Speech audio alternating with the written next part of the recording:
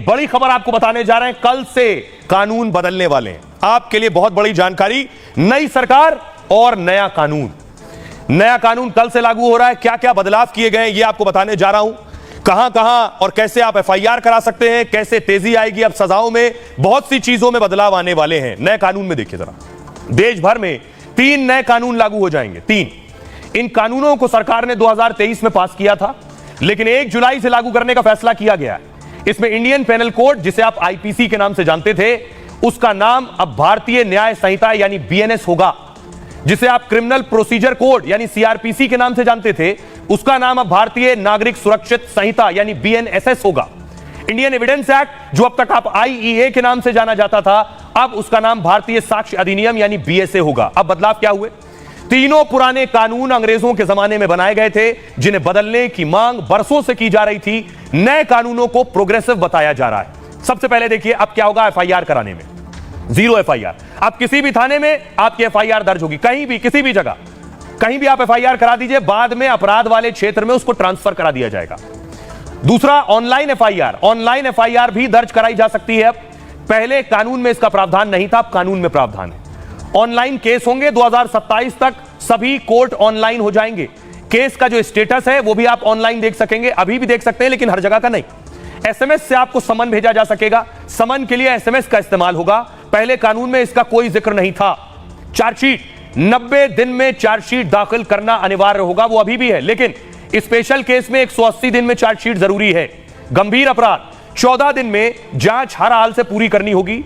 Rape पीड़िता की report 7 दिन में आएगी। गंभीर अपराध में फॉरेंसिक जांच जरूरी होगी।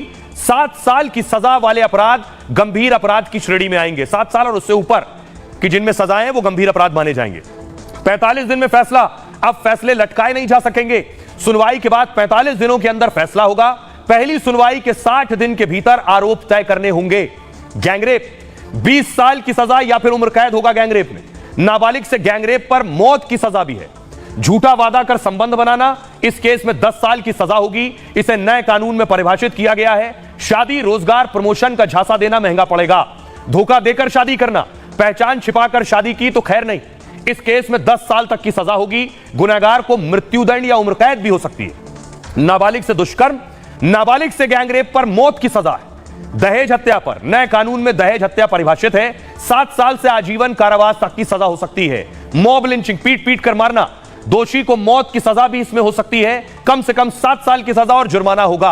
राजद्रोह नहीं, देशद्रोह। राजद्रोह की जगह देशद्रोह कानून होगा और देश के खिलाफ बोलने पर यह देशद्रोह लगेगा। भड़काऊ भाषण दिया तो हेट स्पीच पर 3 साल की सजा और जुर्माना है। धर्म वर्ग के खिलाफ अगर भाषण दिया तो 5 साल की सजा है। गैर इरादतन हत्या, गैर इरादतन हत्या के 2 हिस्से में इसे बांटा गया है। जैसे इरादा नहीं है, गाड़ी से कुचलकर अगर भाग गए तो फिर 10 साल की सजा है। भगोड़ा कोई है, अनुपस्थिति में भी उस पर केस चलेगा, सुनवाई होगी और सजा भी सुनाई जाएगी। कुर्की, कोर्ट को ही अब केवल कुर्की का अधिकार है, पुलिस को कुर्की का अधिकार नहीं होगा। ये सारे बदलाव कल से लागू हो रहे हैं। सुनिए जरा सियासतदान क्या कह रहे हैं। अंग्रेजों के जमाने से चले आए आईपीसी अर्थात भारतीय दंड संहिता, भारतीय साक्ष्य अधिनियम, सीआरपीसी, ये सारे नियम बदलते हुए नए प्रकार के कानून लागू होने वाले हैं। इन कानूनों के माध्यम से, जैसे उदाहरण के लिए, अब अपराध दंड संहिता के बजाय न्याय संहिता की बात की जाएगी। अंग्रेज जब तक हम पे हावी थे तो वो दंड की बात करते थे। हमारी परंपरा न्याय की परंपरा है। यशस्वी प्रधानमंत्री के नेतृत्व में ये तीनों कानून पूरे देशवासियों के लिए अपने उनके जीवन में अंगीकार होंगे और उससे सुविधा मिलेगी। पहली बार इंडियन सॉवरेनिटी के तहत हर एक भारतीय के लिए बहुत ही गर्व की बात है कि जो हमारे दिमाग में जो डीकोलोनाइजेशन रहा है, एक ब्रिटिश रूल का जो एक कॉन्टेक्स्ट रहा है और एक उसका जो कॉम्प्लेक्स हमारे में रहा है, उससे हमें आज़ादी दी जा रही है। तो ये बहुत ही शुभ दिन है, ज़रूरी दिन है। जो गृह मंत्रालय ने और कानून मंत्रालय ने बहुत शोध करके ये बदलाव किया है, हम सब इसका वेलकम करते हैं और इससे आने वाले समय में क्रिमिनल जस्टिस सिस्टम के अंदर और प्रपक्ता आएगी और जल्दी से लोगों को इंसाफ मिलेगा। आइए एक और खबर आपको बताने जा रहा हूं। अच्छी खबर है, देश को नए आर्मी चीफ मिल गए। सेना के नए कमांडर उपेंद्र द्विवेदी साहब, तस्वीर में आपको दिखाऊं, ये आप देख रहे हैं जिस वक्त पुराने आर्मी चीफ नए आर्मी चीफ को पद ग्रहण कराते हैं, यानी सेना प्रमुख का। अगली तस्वीर देखिए जरा, आर्मी चीफ को मनोज पांडे साहब को गार्ड ऑफ ऑनर दिया गया, पूर्व आर्मी चीफ को। फुल स्क्रीन लीजिए जरा और देखिए किस तरह से विदाई समारोह का हिस्सा होता है।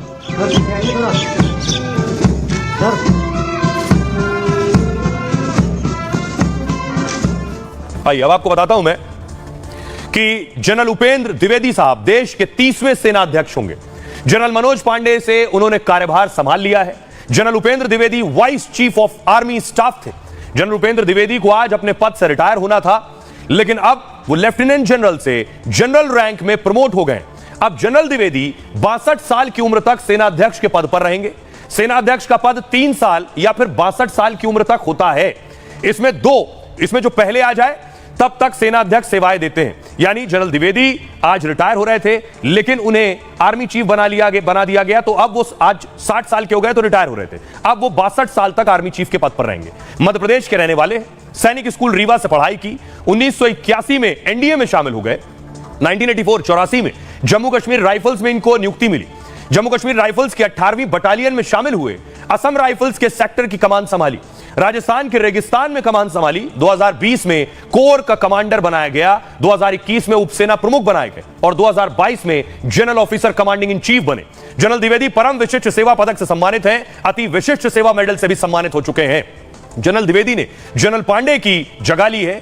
जनरल मनोज पांडे आज ही अपने पद से रिटायर हुए हैं। जनरल पांडे को गार्ड ऑफ ऑनर देकर विदाई दी गई।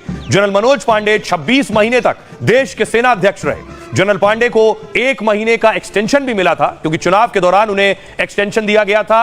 उन्हें इसी साल 31 मई को रिटायर होना था। जनरल द्विवेदी के सेना अध्यक्ष बनने के बाद एक नया रिकॉर्ड भी बन गया। इस तस्वीर को बहुत ध्यान से देखिए। देश के इतिहास में पहली बार हो रहा है 2 सेनाओं के प्रमुख क्लासमेट हैं, एक साथ पढ़े हुए, एक ही क्लास में दोनों। नौसेना प्रमुख एडमिरल दिनेश त्रिपाठी जनरल उपेंद्र द्विवेदी के क्लासमेट रहे। नौसेना प्रमुख दिनेश त्रिपाठी और आर्मी चीफ द्विवेदी 5वीं क्लास में साथ साथ थे। दोनों 1970 के दशक की शुरुआत में 5वीं क्लास में एक साथ पढ़ते थे। तो ये एक खास जानकारी है। आइए खबरों में आगे बढ़ते हैं। आज की एक और बड़ी खबर है जिसकी फिक्र पूरी दुनिया कर रही है।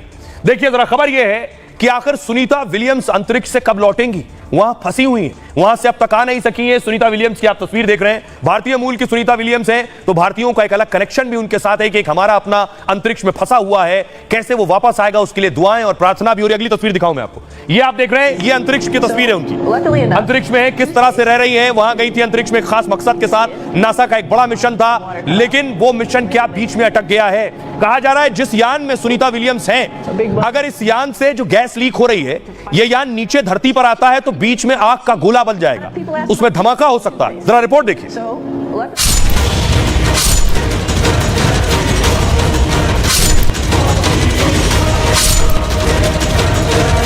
अंतरिक्ष में खतरे में फंस गई सुनीता विलियम्स, धरती पर लौटी तो आग का गोला बन जाएगा यान। अंतरिक्ष में खराब यान में फंस गई सुनीता। 20 से ज्यादा दिनों से सुनीता खराब यान के साथ अंतरिक्ष में फंसी हुई है। नासा की तमाम कोशिशों के बाद भी अंतरिक्ष यान अभी भी खराब हालत में खड़ा है। हर नए दिन और नए घंटे के साथ सुनीता की मुसीबत बढ़ती जा रही है। अब सवाल यह है कि अंतरिक्ष में फंसी सुनीता कब धरती पर लौटेंगी। अब मैं आपको बताऊं, सुनीता जिस यान में गैस लीक हो रही है, वो यान